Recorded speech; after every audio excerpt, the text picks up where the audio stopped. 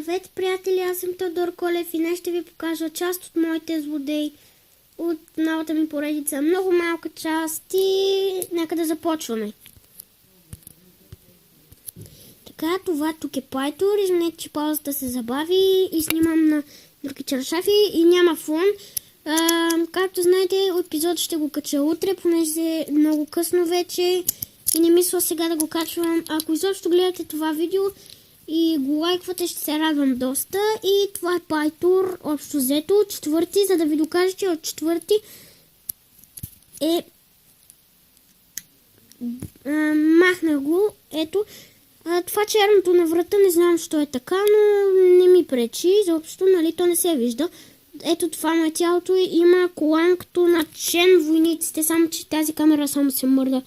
Като на Чен войниците има и фокусира по-хубаво. Ето, фокусира много хубаво. И ето това беше. Следващата фигурка е на Гармадон. Много обичам така да спирам на пауза. И както виждате, тази ръка ги сложих аз, защото не ми се ровеше повече из кутията и те ги бях сложили. Както виждате, има две тела. По принцип на другите канали съм виждал, че където го имат, се слага на врата такова, ама тук тялото му е съединено и комплектът е оригинален, между другото открих.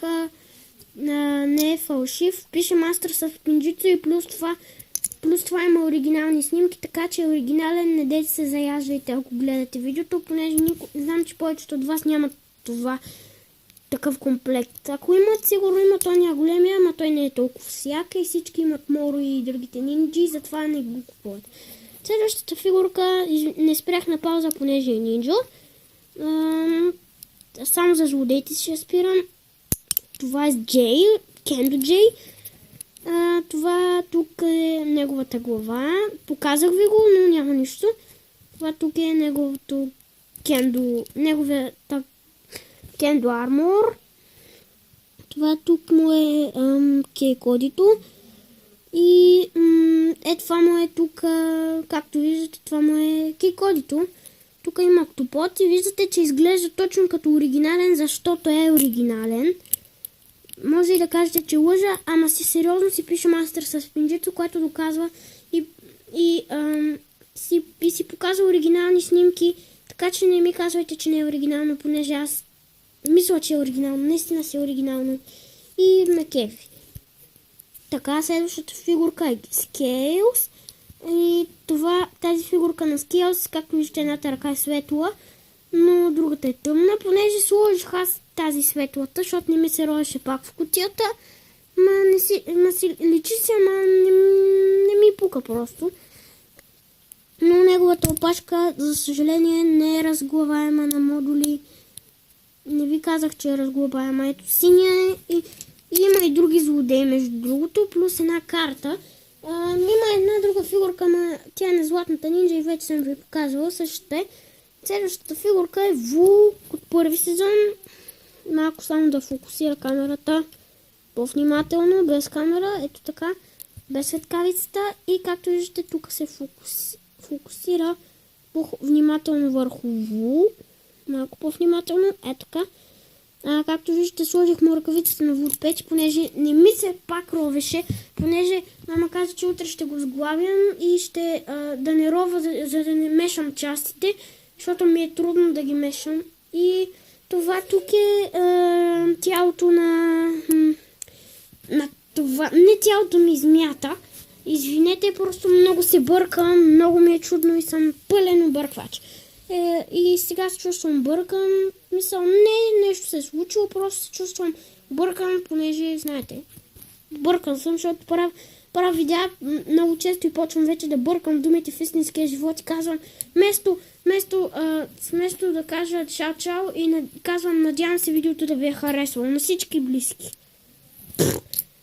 Като кажа чао-чао, казвам, надявам се видеото да ви е харесало. Не знам защо го правя, някакъв много странен идиотски навик е. Не ми харесва, че го правя, макар че качвам много видео. И забравих на Пайтор опашката, извинете, тя махам с крак, просто много здраво е не залепена, ами ще спра на пауза просто. Така, ето ме отново. Ето, разглобих му опашката на 2 модула. Ще сглоба след видеото. И забравих на Гармадон да ви покажа шлема. Мислех, че ще е този от първи сезон, от сезон 0 по-точно. От един много як канал на име Colin Moro разбрах, че има сезон 0. Даже май, че беше Ice Ninja 12, не си спомням. Мисля, че беше от Colin Moro, не си спомням. Ме показваше там разни фигурки от сезон 0. По принцип, всеки знае, че има първи сезон, обаче сезон 0 е, където са още първите епизоди с скелетите, дето се бият. И Гармадон е с 2 ръце, естествено. И искам да ви покажа друга фигурка, която е на Кендо Зейн. Показвах ви я. Ето, това ми е първото лице на Зейн от първи сезон. Може да вие да имате колкото и да е такива лица, даже и на Зейн трети сезон. Обаче не е онова разглобеното. Както виждате, както знаете, имам една бяла маска и просто така махам му Кендо армора, слагам му маската и съм готов. Същия Зейн от първи сезон. Ето, това му е кейкодито, това му е гърба, това са му ръкавиците. И следващата фигурка не е изобщо фигурка, защото това е една карта нова на Кай 5 сезон. Тя ми се падна в комплекта с Златната нинджа. Аз по принцип не събирам от тази серия, но ще се възползвам от нея, ще си остава в класьора. Класьора значи онова албумчето за картите, доста големи албум. И това Ninja Minifigures пише. И надявам се новите ми злодеи да са... новите ми парченца злодеи да са ви харесали. Понеже, в смисъл, не парченца, не че съм... Просто сега са парченца. Ще ги сглоба. Надявам се злодеите да са ви харесали. Надявам се да ви хареса новата ми поредица. Най-късно други ден, но утре ще я кача. Няма да отлагам, понеже ще ви дразна. Това новата ми поредица ми трябва също за абонати, понеже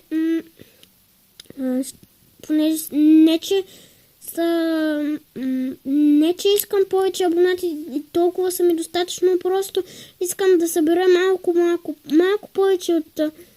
повече от толкова, искам да кача по-интересни видеа и да ви станат по-интересни.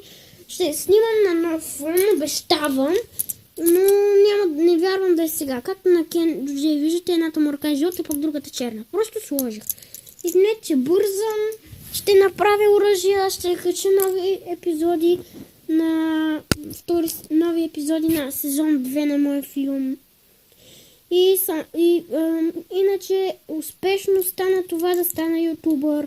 И ми харесва, че съм ютубър. И да не говорим за лични чувства. Чао!